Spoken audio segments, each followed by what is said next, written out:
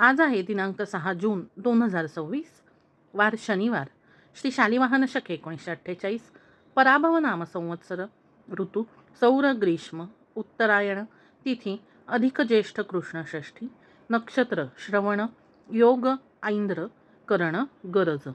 सूर्योदय सकाळी 6:03, सूर्यास्त संध्याकाळी 7:12. सूर्यराशी वृषभ, चंद्रराशी मकर. दिनविशेष शिवराज्याभिषेक सोहळा किल्ले रायगड येथे. अधिकमास महात्म्य या प्राकृत भाषेतील पोथीच्या 21व्या अध्यायाची लिंक आपल्याला या शॉर्टच्या खाली दिसेलच. आता ऐकूयात या अध्यायाचे कथासार. श्री गणेशाय नमः. विष्णूला लक्ष्मीने पुन्हा विचारले, अधिक मासात कोणती स्नाने केल्यास काय फळ मिळते ते मला सांगा. विष्णू म्हणाला, अधिक मासात जो नित्य स्नान करतो त्याची पापे नष्ट होतात. सूर्योदयाच्या वेळी विधियुक्त स्नान करावे. 12 महिने रोज स्नान केल्याचे पुण्य त्याला मिळते.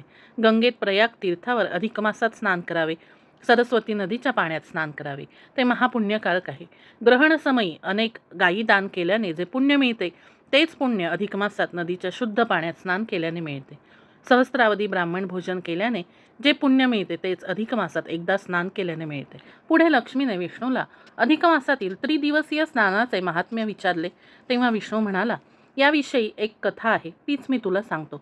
गोदावरी नदीच्या तीरावर पैठण नामक एक पुण्यक्षेत्र आहे. तेथे धर्मशर्मा नावाचा एक सदाचरणी विप्र राहत होता. तो विद्वान व भक्तिमार्गी होता. कालगतीने जेव्हा अधिक मास आला तेव्हा त्याच्या मनात आले, या महिन्यात रोज विधीपूर्वक स्नान करावे, पण मला ते शक्य नाही. तेव्हा मी महिन्याच्या शेवटी 3 दिवस यथासांग स्नान करीन. मनात आल्याप्रमाणे ठरवून अधिक मासाच्या अंती 3 दिवस तो गोदावरी नदीत स्नान करण्यासाठी गेला. स्नानानंतर त्याने पाण्याने कमंडलू भरून घेतला व तो आपल्या घराकडे परत चालला असता वाटेत त्याला एक प्रेतात्मा भेटला. त्याने त्याची दयनीय अवस्था पाहिली आणि त्याचे कल्याण करावे असे त्याच्या मनात आले. त्या प्रेतात्म्याचे रूप फार भयंकर होते. धर्मशर्मा खरोखरच धीराचा होता. त्याने त्या प्रेतात्म्याला त्याचे पूर्वकर्म विचारले. तेव्हा त्याने आपल्या पूर्व पापांचे सर्व वर्णन करून त्याला सांगितले की मी पापे भोगण्यासाठीच या योनीत जन्म पावलो आहे. महाघोर नरकयातना मला आधीच भोगाव्या लागल्या आहेत.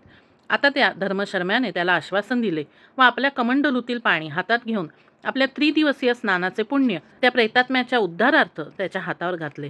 तो प्रेतात्मा त्या भयंकर योनीतून तात्काळ मुक्त झाला. त्याचा दिव्य देह झाला. त्याला स्वर्गात नेण्यासाठी उत्तम विमान आले. त्या विमानातून त्याला स्वागतासाठी अनेक अप्सरा आल्या होत्या. अशा प्रकारे अधिक मासात 3 दिवस पवित्र जलात स्नान केल्याचे पुण्य दिल्याने पिशाचाला मुक्ती मिळाली आणि त्याचा उद्धार झाला असे विष्णूने सांगितले.